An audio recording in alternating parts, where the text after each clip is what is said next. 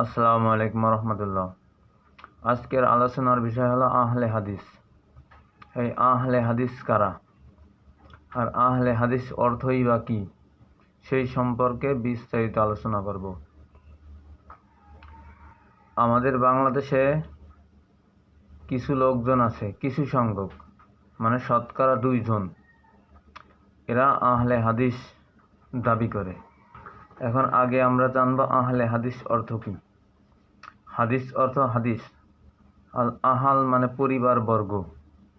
আহাল শব্দের অর্থ পরিবার পরিজন, আর হাদিস শব্দের অর্থ নবীজির কথাকে হাদিস বলে। এখন যারা দাবি করে আহলে হাদিস, মানে তারা আহলে হাদিস মানে কি, হাদিসের পরিবার বর্গ। এখন এই যে একটা মিথ্যা কথা, ওই কিছু লোকজন আছে তারা বলতেছে আমরা আহলে হাদিস, তাহলে ওরা মিথ্যা কথা বলতেছে। এই মিথ্যাবাদীরা তারা দাবি করে আহলে হাদিস। এখন তাকে দ্বারা যদি প্রশ্ন করা হয় তোমরা এমনটা হাদিস বলো তো, ওই হাদিস বলো তো, তারা হাদিসের বও জানে না, অথচ ফুটোই গিরি করছে আহলে হাদিস। এখন আহলে হাদিস আসলো কোথা থেকে? যখন আরবের নবী তার সাহাবীদেরকে নিয়ে মক্কা বিজয় করে, মক্কা মানে কাবাঘর, তারপর মক্কা শহর যখন বিজয় ঘোষণা করে, বিনা বাধায় যখন মক্কা স্বাধীন হয়, তখন আবু জেহেলের কিছু লোকজন ছিল।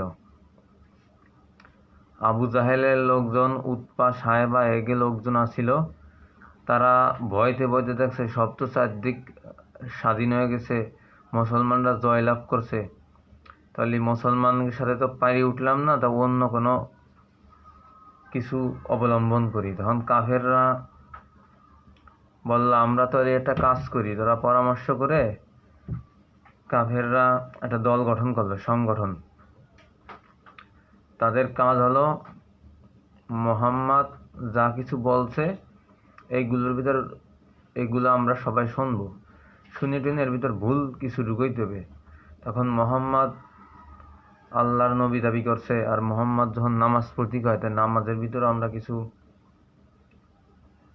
কি করা যায়। তখন লোকজনে বলতেছে,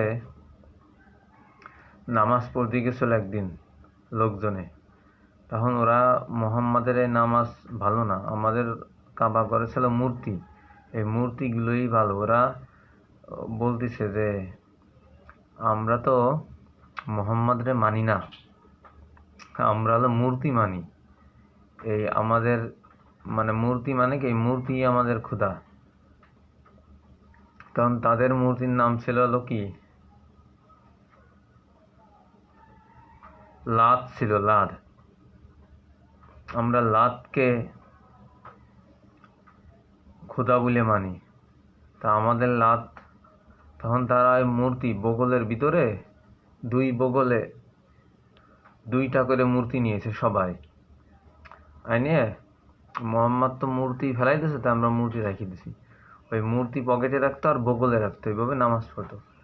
ফেরেশতারা জানাই দিয়েছে মোহাম্মদ রে, হে মোহাম্মদ তুমি তাকবীরে তাহরিমা বলে আবার হাত বাঁধো।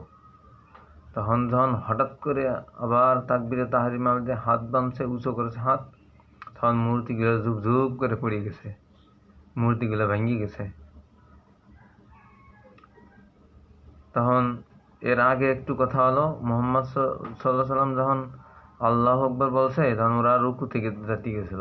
তা কিছু লোক দেখে কি মোহাম্মদ সাল্লাম হাত উঁচু করে দাঁড়ায় গেছে, মানে এইভাবে হাত উঁচু করে দাঁড়ায় গেছে। তখন ওরা দেখলো যে মোহাম্মদ হাত উঁচু করে, তা আমরা একটু করি, মানে ওদের একটু ভুল হয়ে গেছে, মূর্তিগুলো ধমধম করে পুড়িয়ে ভেঙে গেছে। তখন ওরা কি করলো, ওরা মূর্তি তো ভেঙে গেছে, তখন ওই যে হাত উঁচু করেছিল, তখন ওরা ওই যে কইতেছে মোহাম্মদ হাত উঁচু করতে গেছে, কের কাছে মূর্তি থাকলে বা শয়তান যদি বগলে থাকে তাহলে শয়তানগুলো পুড়িয়ে যাবে। আবার প্রোপাগান্ডা ছড়ানো শুরু করলো। তখন তো ওই যে মাত্র একদিন হাত উঁচু করছে, তাই ওই যে কিছু কাফের কি একটা সংগঠন ছিল, ওরা ওই হাত উঁচু করে নামাজের ভিতরে। নামাজের হাত উঁচু করা মানে নামাজটা একটু ভিন্ন আকিদে। মুসলমানরা যেমন নামাজ পড়বে ওদের নামাজটা একটু ভিন্ন আকারে হবে। তাদের নাম হলো আহলে হাদিস, ওরা ওদের নাম রেখে দিচ্ছে আহলে হাদিস, মানে হাদিসের পরিবারবর্গ, মানে ওরা অনেক হাদিস জানে। এখন আহলে হাদিসদের চক্রান্ত হলো সারা পৃথিবীতে মুসলিম না থাকতে পারে, মুসলিমকে ধ্বংস করার জন্য মুসলিম আলেমরা যা বলবে ওদের বিরুদ্ধে করা, এটা হলো কাজ। মানে সবাই ধরে রাখবেন আহলে হাদিসরা অমুসলিম, এরা মুসলিম না। কারণ মুসলিম কোনো মুসলিমের নামে গীবত গাইতে পারে না, কারণ ওরা অনেক জাল হাদিস তৈরি করে। আর আমাদের যে হাদিসগুলো আছে তারা ওরা জাল হাদিস বানায়, সত্য হাদিসটা জাল বানায়, তাই ওরা হলো কাফের। তাহলে আহলে হাদিসদের আমরা কাফের বলতে পারি।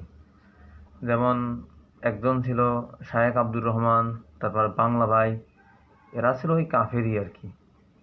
তারপর এই যে বর্তমানে কিছু আহলে হাদিসের লোকজন আছে, আহলে হাদিস কা ভুল হবে, ওদের নামটি হবে আহলে হদস।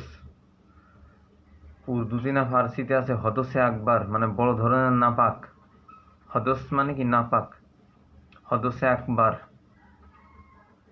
মানে আহলে হাদিসদের নাম আমি ডিজিটাল নাম রাখলাম আহলে হদস, মানে নাপাকের পরিবার। যাই হোক, অন্য একদিন বলবো আহলে হাদিস কারা কি। আর আহলে হাদিসদের ভিতরে অনেক ভ্রান্ত মতবাদ আছে পবিত্রতা দেখে, পবিত্রতা ইমানের অঙ্গ। আহলে হদসের লোকজনরা ফতোয়া দেয় যে বাথরুম করার পরে টিস্যু ইউজ করলে পানি ব্যবহার করা লাগবে না, তারপরে পিসাব করে ঢিলাকুলুপ ব্যবহার করা লাগবে না, মেয়ে ছেলে এক জায়গায় বসে ইবাদত করতে পারবে। মানে বিভিন্ন ভ্রান্ত ভাই আহলে হাদিস যেখানে পাবেন ওকে ধরে ধরে পিটেবেন, কারণ ওরা বাংলার কাফের। যাই হোক, এখানে আমার বক্তব্যটা শেষ করলাম। সবাই আমার চ্যানেলটা সাবস্ক্রাইব করেন, শেয়ার করেন, আমি কি বলছি, তাহলে লোকজন বুঝতে পারবে।